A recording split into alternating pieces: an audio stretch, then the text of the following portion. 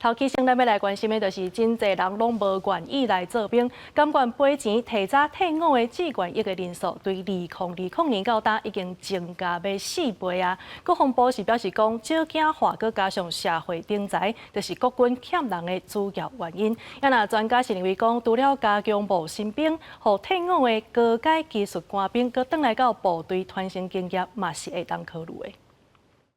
国军职务中心的招牌顶写以下数任用每个月42720块，要吸引人才。不过，国军人力欠缺这个问题，却愈来愈严重。选择了钱提早退伍的军事官人数，由2020年的401人增加到2024年1565人，4年增加差不多4倍。志愿役人数统计到去年6月，敢若剩15万人，是2018年以来新低。钱要够多啊，休息时间或者是什么，就是要有一个完善的制度，就是奖励制度，才比较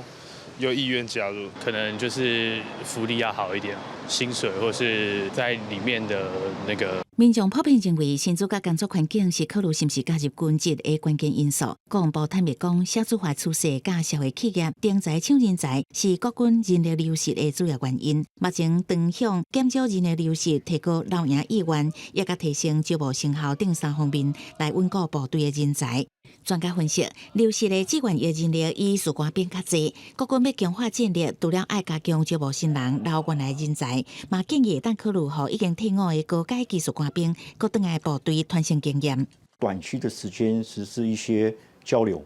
把这些原本善用、熟用系统人力的经验传承，